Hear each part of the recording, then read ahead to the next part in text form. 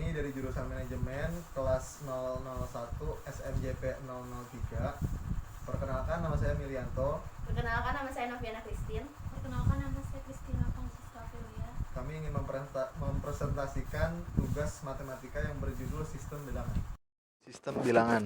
Sistem bilangan adalah sebuah sistem atau metode yang digunakan untuk mewakili besaran atau kuantitas dari objek tertentu, dengan terlebih dahulu menetapkan sebuah bilangan sebagai dasar atau rujukan. Skema bilangan. Di bawah ini merupakan struktur skema bilangan. Bilangan kompleks terbagi menjadi dua. Yang pertama, bilangan imajiner dan bilangan real.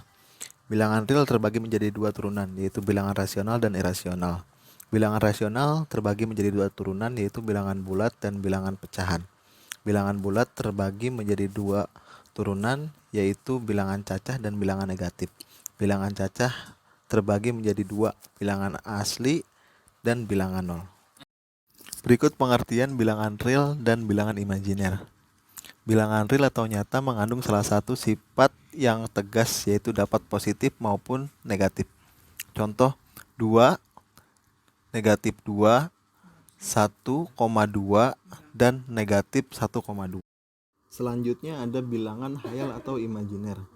Bilangan yang berupa akar pangkat genap dari suatu bilangan sehingga tidak jelas sifatnya apakah positif atau negatif. Contohnya, akar negatif 4 sama dengan 2i. Contoh soal imajiner atau khayal. Jika X adalah bilangan imajiner, maka yang mana dari berikut ini adalah solusi yang mungkin untuk persamaan X3 sama dengan 27i? Berikut penjelasannya. Diketahui I pangkat 3 sama dengan I dikali I dikali I sama dengan min 1 dikali I sama dengan min I menjadi I sama dengan min I pangkat 3. Jadi, X pangkat 3 sama dengan 27i dapat ditulis sebagai X pangkat 3 sama dengan min 27i pangkat 3. X sama dengan akar 3 buka kurung min 27i pangkat 3 tutup kurung. Akar 3 min 1 dikali 27 dikali i pangkat 3. Akar 3 min 1 dikali akar 3 27 dikali akar 3 i pangkat 3 menjadi min 1 dikali 3 dikali i buka kurung. Gunakan hasil bilangan real akar kuadrat dari 3 akar min 1 tutup kurung menjadi min 3i. Jawabannya B. X sama dengan min 3i. Bilangan rasional. Bilangan rasional adalah hasil bagi antara dua bilangan yang berupa bilangan bulat atau berupa pecahan dengan desimal terbatas atau desimal berulang. Contohnya 0.14925525 atau 0.1492626626. Bilangan irasional. Hasil bagi antara dua bilangan berupa pecahan dengan desimal terbatas dan tidak berulang, termasuk bilangan n sama dengan 3.14 dan e sama dengan 2.718. Contohnya bisa kita lihat di bawah ini. Bilangan bulat. Hasil bagi antara dua bilangan yang hasilnya bulat, termasuk 0. Bilangan bulat dapat dibagi menjadi 3, yaitu 1. Bilangan bulat positif dalam kurung 1, 2, 3, 4, 5, 6, 7 dan seterusnya tutup kurung. 2. 0. Bukan positif atau negatif dalam kurung 0 tutup kurung. 3. Bilangan bulat negatif dalam kurung min 7, min 6, min 5, min 4, min 3, min 2, min 1 tutup kurung. Bilangan bulat dinotasikan dengan B yang bila diurutkan adalah B sama dengan dalam kurung min 3, min 2, min 1, 0, 1, 2, 3 dan seterusnya tutup kurung. Bilangan pecahan. Hasil bagi antara dua bilangan yang hasilnya pecahan dengan desimal terbatas atau desimal berulang. Contoh bilangan pecahan sama dengan 1/2, 1/4, 2/5, 3/5. Sifat-sifat bilangan real atau nyata. Trikotomi. Jika X dan Y adalah suatu bilangan, maka pasti berlaku salah satu dari X kurang dari Y, atau X lebih dari Y, atau X sama dengan Y. Ketransitifan. Jika X kurang dari Y dan Y kurang dari Z, maka X kurang dari Z. Perkalian. Misalkan Z bilangan positif dan X kurang dari Y, maka XZ kurang dari YZ. Sedangkan bila Z bilangan negatif, maka XZ lebih dari YZ. Sifat operasi hitung bilangan bulat. 1. Sifat komutatif. Sifat komutatif disebut juga sifat pertukaran. Sifat ini hanya berlaku pada operasi penjumlahan dan perkalian.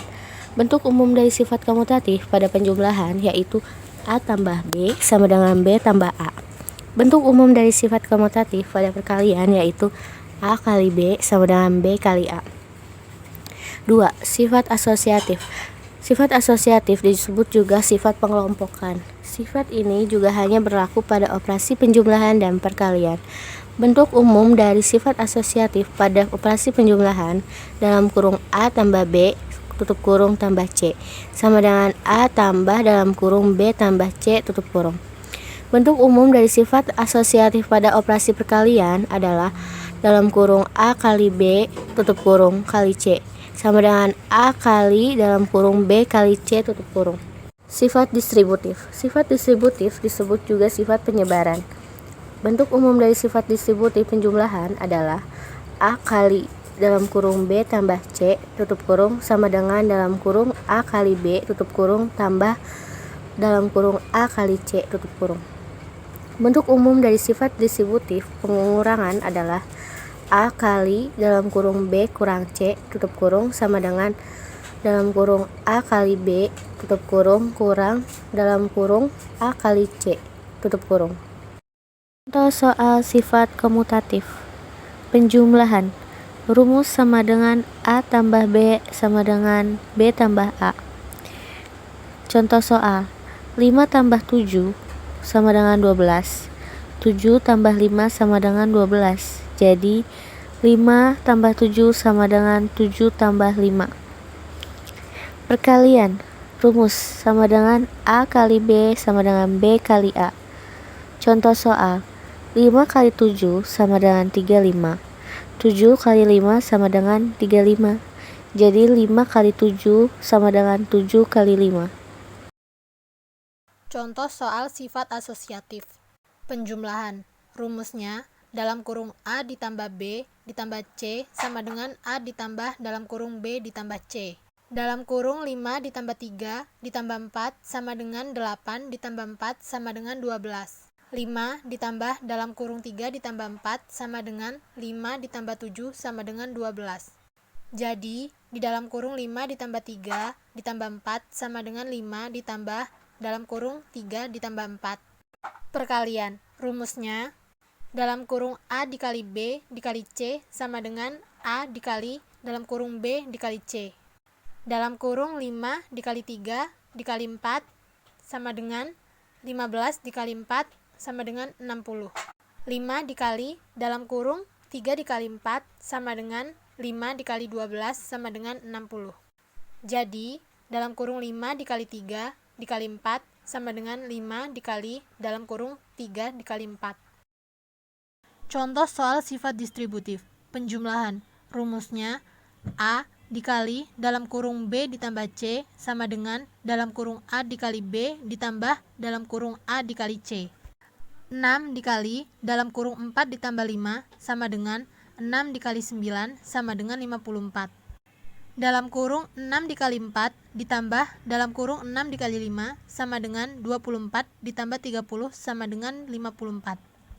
Jadi, 6 dikali dalam kurung 4 ditambah 5 sama dengan dalam kurung 6 dikali 4 ditambah dalam kurung 6 dikali 5. Perkalian. Rumusnya A dikali dalam kurung B dikurang C sama dengan dalam kurung A dikali B dikurang dalam kurung A dikali C. 7 dikali dalam kurung 9 dikurang 6 sama dengan 7 dikali 3 sama dengan 21. Dalam kurung 7 dikali 9 dikurang dalam kurung 7 dikali 6 sama dengan 63 dikurang 42 sama dengan 21. Jadi, 7 dikali dalam kurung 9 dikurang 6 sama dengan dalam kurung 7 dikali 9 dikurang dalam kurung 7 dikali 6. Contoh soal 1. Sebuah koperasi sekolah membeli 5 lusin buku seharga Rp150.000. Jika harga jual sebuah buku Rp2.800, maka persentase keuntungan yang diperoleh koperasi tersebut adalah, pembahasannya adalah pendapatan apabila buku terjual semua sama dengan 2.800 dikali 60 sama dengan 168.000. Untung sama dengan 168.000 dikurang 150.000 sama dengan 18.000. Untuk persentase keuntungannya yaitu sama dengan 18.000 per 150 dikali 100% sama dengan 0,12 dikali 100% sama dengan 12%. Jadi untuk jawaban soal tersebut adalah 12%. Contoh soal 2. Ubahlah bilangan desimal berikut ke pecahan dan persen. A. 0,28.